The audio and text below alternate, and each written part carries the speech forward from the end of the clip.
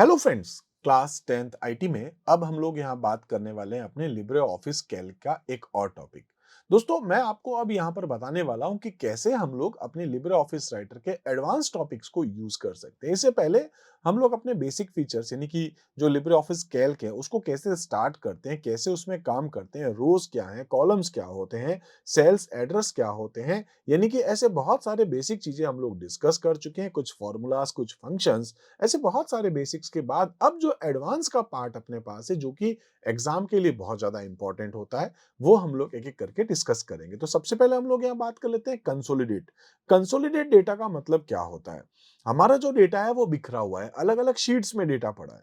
तो सपोज हमारे पास जो अलग अलग शीट्स हैं एक फाइल के अंदर, जो एक इलेक्ट्रॉनिक स्प्रेडशीट की फाइल है, ठीक है, एक वर्कबुक है, उसमें जो हमारे पास बहुत सारी अलग अलग जो शीट्स होती है, जैसे शीट 1 में कुछ डेटा पड़ा है, शीट 2 का डेटा है, शीट 3 का डेटा है। ऐसे अलग-अलग शीट का डेटा अगर हम लोग एक जगह पर लेकर के आना चाहते हैं, उसपे भी अगर हम लोग कुछ फॉर्मूला या फंक्शंस अप्लाई करवाना चाहते हैं, जैसे 3 अलग-अलग शीट्स का डेटा लेकर के आऊँ और उसमें से मैं मैक्सिमम या मिनिमम देखना चाहता हूँ या उसको काउंट करना चाहता हूँ या उसका सम निकालना चाहता हूँ, उसका एवरेज निकालना चाहता हूँ, तो मैं यहाँ पर कंसोलिडेट को यूज़ करूँगा। सपोज़ कि मैं अभी एग्जांपल में भी खैर मैं आपको आगे बताता हूँ, पहले एक बार हम लोग यहाँ इंट्रोडक्शन भी देख लेते हैं। In LibreOffice Calc, consolidating data means gathering and summarizing data from multiple range और sheets। जो मल्टीपल शीट्स है, आप इमेज में भी देखेंगे, यहाँ आपके पास एक फाइल पड़ी है, ठीक है, एक शीट से आप यहाँ से डेटा ले रहे हैं, इस शीट से भी डेटा ले रहे हैं, इस शीट से भी डेटा ले रहे हैं, और ये पूरा डेटा आपका एक सिंगल शीट में, एक मास्टर शीट में आपके पास आ रहा है। तो इसको हम लोग यहाँ पर क्या बोल देंगे? कंसोलिडेट। तो consolidating data means gathering and summarizing data from multiple range or sheets into a single या comprehensive summary tables हम लोग कह सकते हैं। This is particularly useful for data from multiple source। जो multiple अलग अलग शीट्स में multiple source पे डेटा पड़ा है, उसको यूज करके अगर आप कुछ एनालिसिस करना चाहते हैं तो फिर ये आपके लिए बहुत अच्छा फीचर है। इसमें मैं आपको प्रैक्टिकली बताता हूं। तो इसमें हमारे पास आएगा सबसे पहले कि प्रिपेयर योर डेटा सोर्स। सबसे पहले तो आपकी जो मल्टीपल शीट्स है उसमें आप अपना डेटा डाल दीजिए। अब डेटा डाल देने के बाद आप उस डेटा को जहां जिस शीट में कंसोलिडेट करना चाहते हैं वहां जाएं और डेटा के अंदर जाकर के कंसोलिडेट पे आप क्लिक कर दीजिए। आपके सामने डायलॉग बॉक्स आएगा, कुछ रेंज आएगी, आप वो सेलेक्ट करें और वो आप अप्लाई कर सकते हैं। दोस्तों इसके लिए मैं क्या कर लेता हूं, यहाँ पर कैल्क एक बार स्टार्ट कर देता हूं। जब हम कैल्क यहाँ स्टार्ट करते हैं, इस टाइप से हम यहाँ पर कुछ डेटा स्टोर कर सकते हैं। ठीक है, सपोज यहाँ पर मैं कुछ डेटा डाल देता हूँ। सपोज कि खैर मैं इसको थोड़ा सा एक बार जूम भी कर देता हूँ जिससे कि आपको अच्छे से दिखाई देगा। ठीक है, तो इस तरीके से मैं इसको 140 पे रख देता हूँ। सपोज दोस्तों मेरे पास एक एग्जांपल है जिसके अंदर हम लोग कुछ कार की कंपनीज के जो लोग हैं उनको बात करने वाले हैं, जैसे नेम। ठीक है, तो यहाँ पर मेरे पास नाम है और उन्होंने जो कार बेची है, इस टाइप से हम लोग लिखने वाले हैं। नेम है, सपोज मेरे पास कुछ लोगों का नाम है, रवि है, विनय है, ठीक है, यहाँ पर स्नेहा है और भव्या है। इस तरीके से मैंने यहाँ पर कुछ स्टूडेंट्स के या कुछ लोगों के एम्प्लॉयज के नाम लिख दिए। कार सोल्ड, इसने दोस्तों एक किसी महीने में 8 कार बेची है। इसने सपोज 7 बेच दी, इसने सपोज 12 कार और इसने सपोज 19 कार बेच दी है। अब यहाँ पर जो आप शीट देख रहे हैं, इस पे जाकर के मैं जैसे ही क्लिक करूंगा, ठीक है, जैसे ही आप डबल क्लिक करेंगे तो शीट 1 की जगह मैं इसका एक नाम रख देता हूं। जैसे सपोज इसका नाम है अप्रैल। मैं अप्रैल मंथ का जो डेटा है वो ये रख रहा हूँ, फाइनेंशियल ईयर अप्रैल मई जून का 3 महीने का मैं कंसोलिडेट करना चाहता हूँ। फिर दोस्तों इसको मैं कर लेता हूँ यहाँ से कॉपी। कॉपी कर लेने के बाद मैं इस प्लस बटन पे क्लिक करके पेस्ट कर देता हूँ। ऐसे ही एक और प्लस करके भी पेस्ट कर देता हूँ और ऐसे ही एक और प्लस कर देता हूँ। अब देखिए ये था आपके पास में अप्रैल, इसका नाम मैं दोस्तों चेंज करके कर देता हूँ मई और इसको मैं कर देता हूँ सपोज कि जून। ठीक है, इस टाइप से। और ये मैं इसको यहाँ कर देता हूँ कंसोलिडेट, ये हमारा कंसोलिडेटेड डेटा होगा। सपोज अप्रैल में हमने ये कुछ कार बेची थी जो कि 8, 7, 12 और 19 इन लोगों ने बेची। अब मई के अंदर आपका डेटा यही होना चाहिए, लेकिन वैल्यूज आप बदल सकते हैं। जैसे इसमें 8 थी, मैं सपोज इसको 14, इसको 16, इसको 5 और इसको 9 करना चाहता हूँ। ऐसे ही जून के अंदर इन लोगों ने जो कार बेची थी वो मैं डेटा यहाँ पर चेंज कर देता हूँ। सपोज कि 18 है, मैं कर देता हूँ इसको सपोज 9 है, 7 है और यहाँ पर 17 कर देता हूँ। अब मैं ये देखना चाहता हूँ कि जो रवि है जिसने मार्च अप्रैल में इतनी या मई में इतनी या जून में इतनी कार बेची, तो मैं ये देखना चाहता हूँ इन लोगों ने फाइनली कितनी कितनी कार बेची है, उन सभी का सम करना चाहता हूँ। या मैं एवरेज देखना चाहता हूँ या फिर मैं कम से कम बेची जो मिनिमम या मैक्सिमम जो बेची है वो अगर मैं देखना चाहता हूँ, ठीक है? तो वो हम लोग यहाँ देख सकते हैं। मैं यहाँ पर जहाँ कहीं पर भी मेरे को उसका कंसोलिडेट करना है, ठीक है? कैलकुलेशंस करनी है, वहाँ पर जाकर के दोस्तों अपना कर्सर रख दूँगा, ठीक है? ताकि ये अभी आगे आपको पता चलेगा कि कंसोलिडेट नाम की शीट के अंदर B2 पे आप ये काम कर रहे हैं। ये अभी आपको आप आगे जब हम लोग कंसोलिडेट करेंगे तो ऑटोमेटिक ये एड्रेस आपका ले चुका होगा। अब मेरे पास डेटा तो आ गया, अब मुझे क्या करना है दोस्तों, जाना है डेटा में।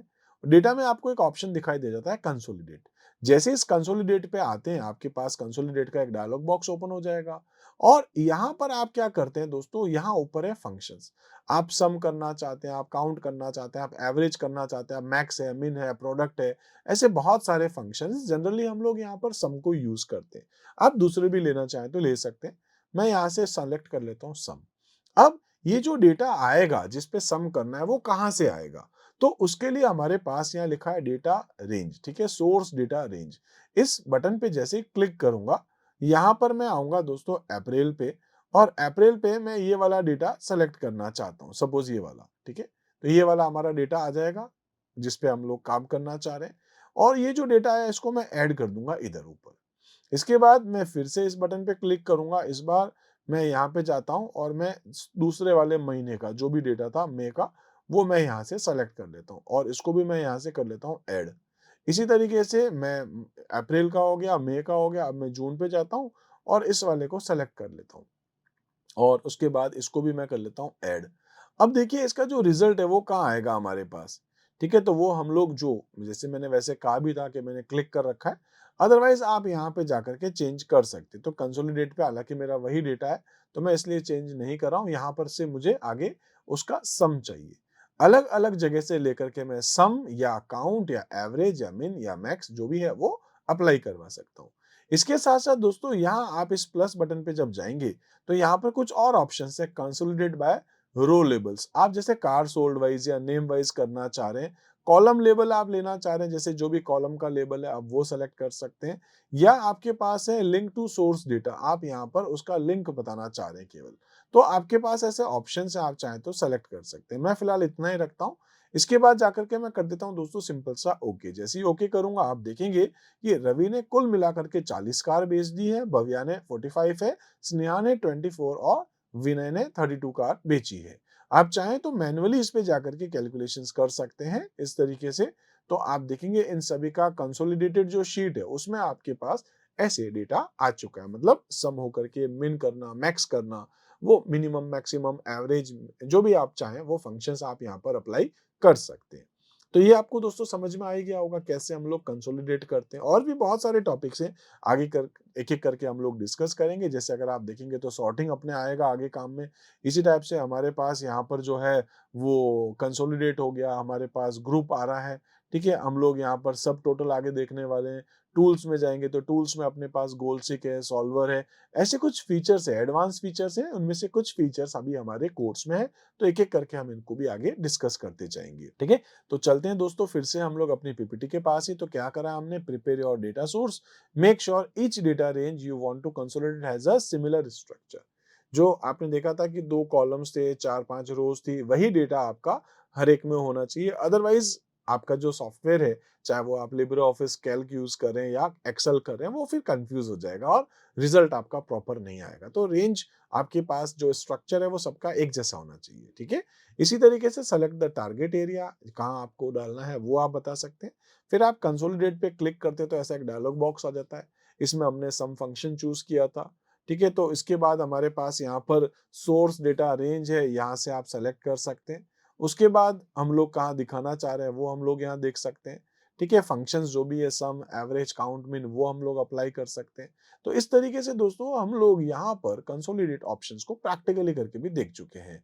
इसी टाइप से आपके पास यहाँ पर ये जो लिखा था, जो मोर ऑप्शंस थे आपके पास कंसोलिडेटेड बाय, इसमें भी आपके पास ऑप्शन है, यहाँ पर से भी आप सेलेक्ट कर सकते हैं। तो जो भी आप चाहें आप इनमें से सेटिंग्स को चूज़ करते हुए काम कर सकते हैं। फाइनली दोस्तों कंसोलिडेट ऑप्शन जो है वो इतना ही था। हम लोगों ने प्रैक्टिकली भी देख लिया, थ्योरेटिकली भी समझ लिया है। आई होप ये आपको टॉपिक बहुत अच्छे से समझ में आया होगा। तो दोस्तों आज हम लोग एक बार इतना ही देखते हैं।